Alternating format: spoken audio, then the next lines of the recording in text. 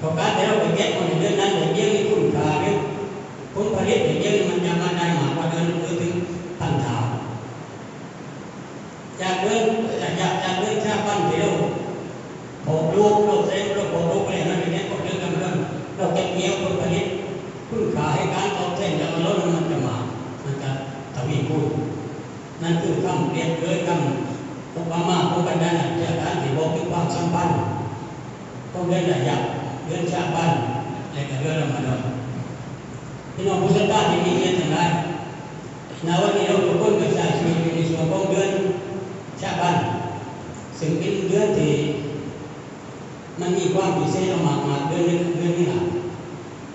ซึ่งถ้าเราโยนลงไปเลยประวัติศาสตร์ในอดีตในยุคอาหรับยุคโบราณอย่างเดียวนี้อาหรับยุคโบราณอย่างนี้เราจะให้ความสำคัญกับเดือนไหนอย่างเพราะที่ว่าหนึ่งเป็นเดือนตั้งแต่เดือนเป็นเดือนที่เรามาพอข้าวเรื่องอะไรอย่างเดียวนี้อาหรับถูกกลุ่มถูกโค่พันอย่างเดียวนี้จะยุดถึงการประหารกันยุดทำสงครามระหว่างโค่พันว่าไม่มีอะไรยุดหมดก็ถึงได้ไหนอย่างแต่พอมาหน้าวันนี้ในเยี่ยมนี้เขาให้ความสำคัญกับเรื่องละมันดให้ความสำคัญกับเรื่องละมันเป็นเรื่องที่ประเสริฐสุดแต่เรื่องชาบ้านถึงยุคกลางมันเป็นคนหนาไม่ค่อยให้ความสำคัญท่านหน้าพี่บอกว่าเดือนอะไรเดือนชาบ้านซึ่งเป็นเดือนที่ยุคกลางกับระยะในเดียวนี้ระยะกับเริ่มเดินอย่างนี้มนุษย์ส่วนมากมักจะลืมเดือนชาบ้านท่านหน้าพี่บอกว่าทางที่เดือนชาบ้านเป็นเดือนที่ม้วนฟ้ากับตึกของมนุษย์ทั้งหมดจะตกถูกขึ้นตุนของอัลลอฮฺซุบฮานะฮูวะตะอาลานั่นคือส่วนอัลลอฮฺซุบฮานะฮูวะตะอาลาม้วนฟ้ากับตึกของอัลลอฮฺทั้งหมดท่านหน้าพี่บอกว่าเรื่องนี้ฉันอยากให้ฟ้ากับตึกของฉันถูกขึ้นนั่งขึ้นตุนของอัลลอฮฺนั้นในขณะที่ฉันกำลังถือศีลอดนั่นเป็นพิธีกรรมหนึ่งที่บอกว่าสาเหตุที่ท่านหน้าพี่ถือศีลอดสุนัตมาเป็นพิเศษกว่าเดิมนั้นนี่คือสาเหตุของม้วนฟ้ากับตึกของอัลลอฮฺทั้งหมดจะถูกนำสู่อัลลอฮฺในเดือนในช่วงของเดือนชาบ้านซึ่งเป็นเรื่องที่ท่านนบีถือศีลอดมานี่คือฮิกมัตที่สำคัญพี่น้องผู้ศรัทธาที่มีเกียรติต่าง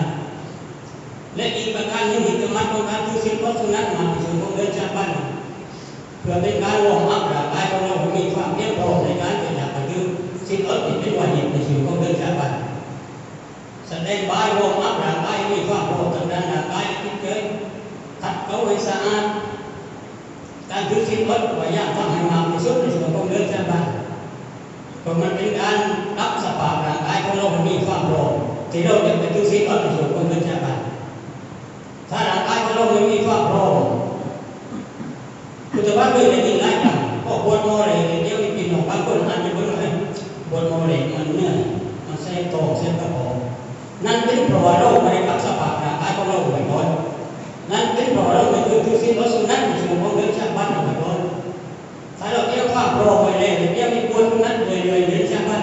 พอไปถึงเดือนมันก็ร่างกายมันจะรับสภาพได้ไม่ได้เลยสามารถที่ปวดได้โดยที่ไม่กระทบกับกระเพาะไม่กระทบกับลำไส้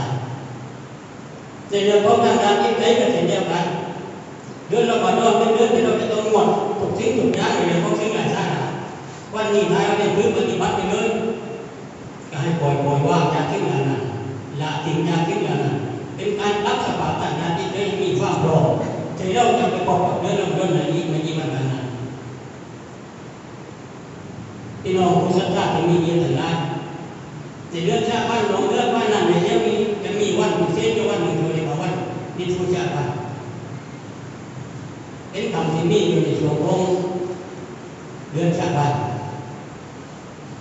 และในช่วงของเดือนชาบ้านคุณจะมายังไม่ได้แบบเป็นนองว่าเป็นช่วงที่เราทุกคนจะต้องทบทวนจะต้องนึกย้อนหลังลบไปเลยนึกปีที่ผ่านมาอย่างนี้เรามีปัญหาต่อลบอะไรที่ต่างๆอยู่โดยเฉพาะอย่างยิ่งเลยการถือศีลอดในเดือนละมันปีที่ผ่านมานะลงนึกย้อนหลังลบไปเลยว่าเราเจ็บไข้ไม่บายมังมาขาดปวดมังมาลาบวชกี่วันอยากบวชปีที่แล้วช่วงเดือนชาบ้านเป็นเดือนที่เราจะต้องนึกย้อนหลังใน5 วิธีการจดจ่อในสิ่งที่มันขาด ายามบ่รอพยายามสับสายคนก็รถที่มันขาดไปกี่วันอยากร้อยแล้วมาโดยที่มันถึงมาโดยที่เราไม่ได้มีจิตนั้นสับสายคนที่พัดวันมาเนี่ยพอถึงดีนาเลยเนี่ยพอเรามาโดนมันถึงเนี่ยพาไปนานเนี่ยเงินไหลยิ่งเพิ่มขึ้นแต่เดี๋ยวเราใช้วันก็วันนี้เราใช้เราพักไป10 วันใช้ไป10 วันพอพักไปนิดนึงเนี่ยเงินไหลในการสับสายมันเพิ่มขึ้นฉะนั้นในวงระยะเวลาที่เหลืออีกประมาณ20 กว่าวันของชาวบ้านให้เราทุกคนทบทวนในการ1 เดือนหลังลดเลยว่านี่ที่เราปราบมันลดเราชดใช้ในเรื่องอัลลอฮฺบิลลาฮิมินัชชัยฏอนิรเราะญีม